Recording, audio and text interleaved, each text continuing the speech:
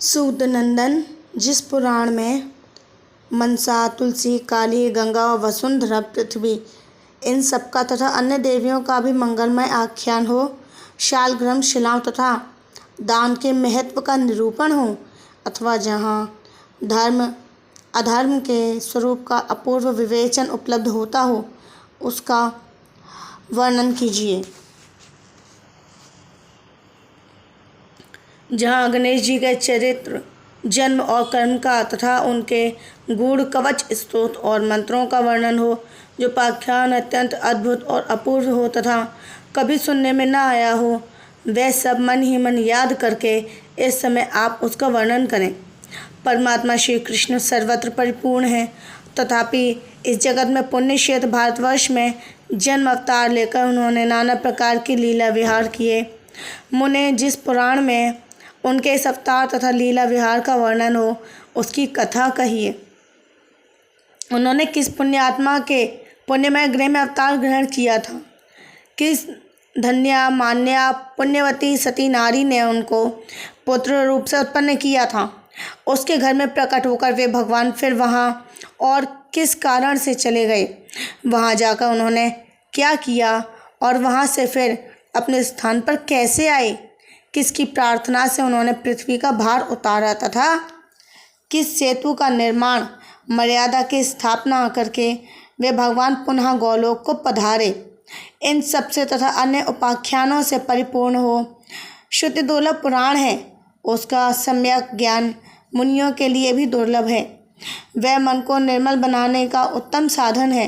अपने ज्ञान के अनुसार मैंने जो भी शुभ अशुभ बात पूछी है या नहीं पूछी है, उसके समाधान से युक्त जो पुराण तत्काल वैराग्य उत्पन्न करने वाला हो, मेरे समक्ष उसी की कथा कहिए। जो शिष्य के पूछे अथवा बिना पूछे हुए विषय की भी व्याख्या करता है तथा योग्य और अयोग्य के प्रति भी संभाव रखता है, वही सत्पुरुषों में श्रेष्ठ सद्गुरु है। सौती बोले, मुने, आपके चरणारविंदों का दर्शन मिल जाने से मेरे लिए सब कुछ कुशल ही कुशल है। इस समय मैं सिद्ध क्षेत्र से आ रहा हूँ और नारायणाश्रम को जाता हूँ। यहाँ ब्राह्मण समूह को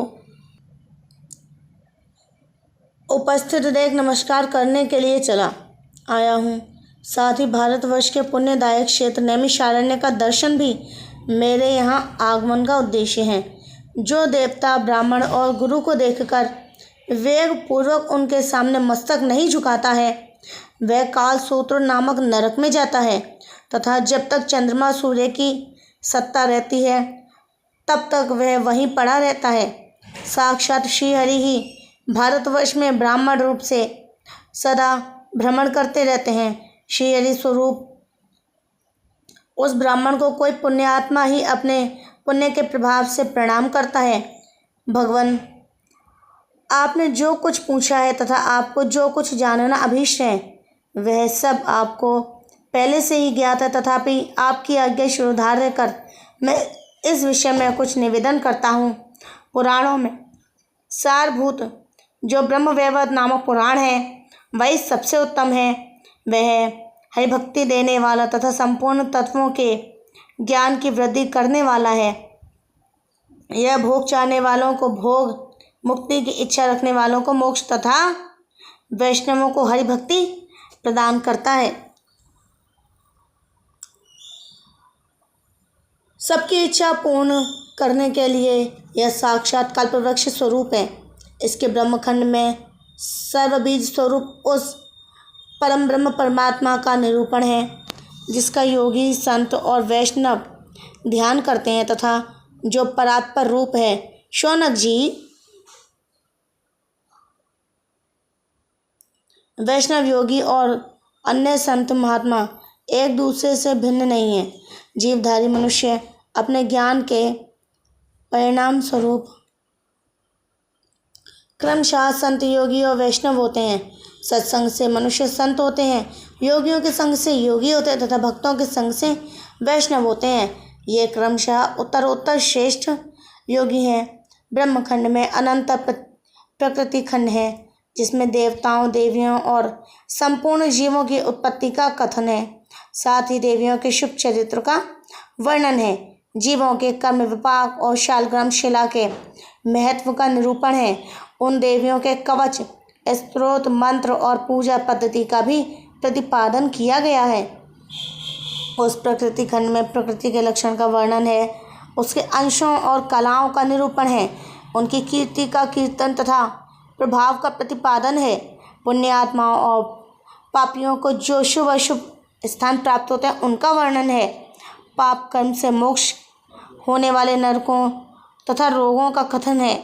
उनसे छूटने के उपाय का भी विचार किया गया है।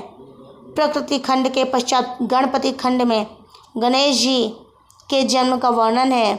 उसके उस अत्यंत अपूर्व चरित्र का निरूपण है जो श्रुतियों और वेदों के लिए भी परम दुर्लभ है। गणेश और भृगु जी के संवाद में संपूर्ण तत्वों का निरूपण है। गणेश जी के गूढ़ वचन और स्तोत्र, मंत्र तथा तंत्रों का वर्णन है। तत्पश्चात श्री कृष्ण जन्म खंड का कीर्तन हुआ है। भारतवर्ष के पुण्य क्षेत्र में श्री कृष्ण के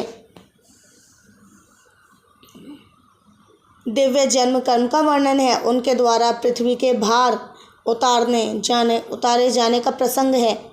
उनके मंगलमय क्रीड़ा कौतुकों का वर्णन है। सत्पुरुषों के लिए जो धर्म सेतु का विधान है उसका निरूपण भी श्री कृष्ण जन्म खंड में ही हुआ है।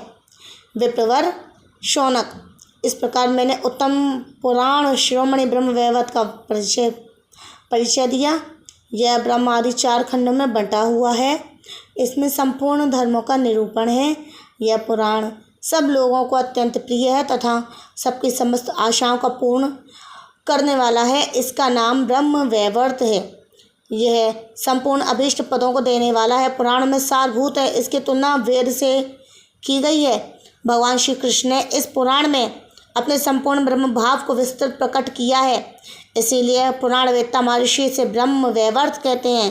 पूर्व काल में निरामय गोलोक के भीतर परमात्मा श्री कृष्ण ने ब्रह्मा जी को इस पुराण सूत्र का दान दिया था। फिर ब्रह्मा जी ने महान तीर्थ पुष्कर में धर्म को इसका उपदेश दिया। धर्म ने अपने पुत्र नारायण को प्रसन्नतापूर्वक यह पुराण प्रदान किया। भगवान नारायण ऋषि ने नारद को, नारद जी ने गंगा जी के तट पर व्यास देव जी को इसका उपदेश दिया। व्यास जी ने उस पुराण सूत्र का विस्तार करके उसे अत्यंत विशाल रूप देकर पुण्यदायक सिद्ध क्षेत्र में मुझे सुनाया। यह पुराण बड़ा ही मनोहर है ब्राह्मण। अब मैं आपके सामने इसकी कथा आरंभ करता हूँ। आप इस संपूर्ण पुराण को सुने।